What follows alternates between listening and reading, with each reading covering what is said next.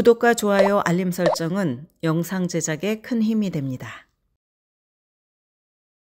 명문대 입시에서 과외활동이 중요하다는 것은 많은 학생들이 숱하게 들어봤을 것입니다.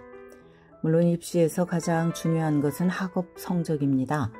대학이 고등교육 기관인 만큼 대학의 학업을 소화할 능력을 갖추지 못하면 합격은 요원해집니다. 그러나 탑 대학의 지원자들은 학업 능력이 검증된 경우가 대부분입니다. GPA와 표준시험 점수 등 우수한 성적이 기본이라는 전제 하에 특히 신입생 선발 기준이 높은 대학들의 입시에서는 과외 활동의 비중이 커질 수밖에 없습니다. 이에 따라 많은 학생과 학부모는 대체 무엇을 어떻게 해야 최고의 과외 활동이 될까 궁금해합니다. 대학들은 신입생을 선발할 때 집단적 균형을 추구합니다.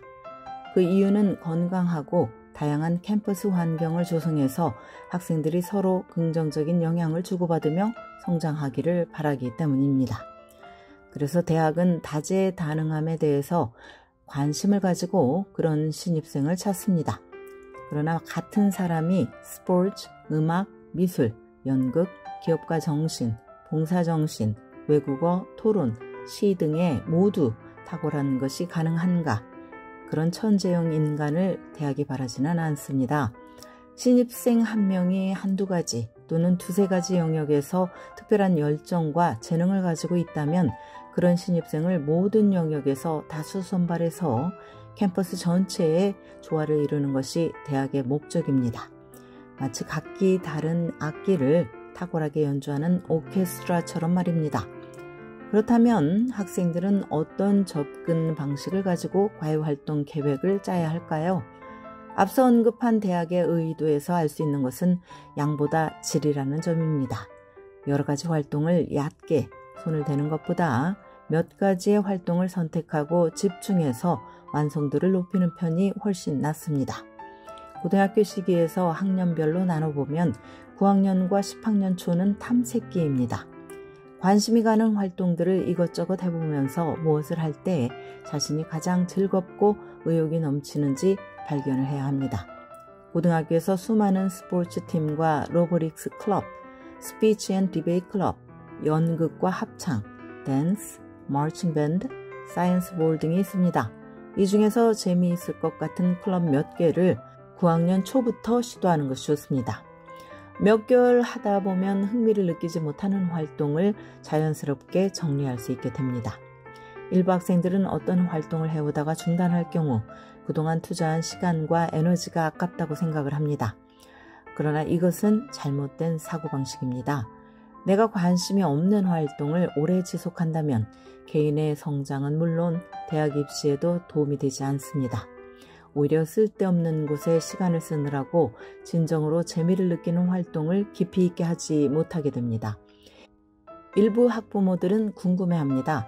자녀가 스포츠를 싫어하는데 그래도 어릴 때부터 해왔으니 지속해야 하고 이왕 모의 유엔에 발을 들여놓았으니 대학 입시 때까지 끌고 가는 것이 당연한 것이라고 믿습니다.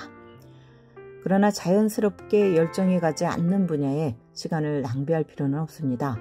좋아하는 것을 발견해야 그 경험을 통해서 개인적으로 성장할 수 있고 강력한 에세이를 쓸 만한 스토리가 나올 수 있습니다. 9학년과 10학년이 관심사와 열정을 발견하는 시기라고 한다면 11학년과 12학년 때는 내가 좋아하는 두세 가지의 활동에서 유의미한 결과가 나와야 합니다. 오래 열심히 해왔다면 리더십 역할을 맡거나 확장성 있는 프로젝트를 추진하거나 내가 다니는 고등학교나 지역 커뮤니티에 발전적인 영향을 끼치는 결실을 맺을 수 있을 것입니다. 이런 시간과 깊이가 쌓여서 나의 레주메가 강력해집니다. 어떤 엘리트 대학도 학생으로부터 천재적 재능을 기대하지는 않습니다. 신입생 대부분이 전형적인 10대 시기를 거치면서 평범한 10대의 생각을 누릴 권리가 있습니다. 한 개인으로서 자연스럽게 성장하면서 큰 성취를 이루기 위해서는 일찌감치 시도하고 실험하고 실패하는 도전이 필요합니다.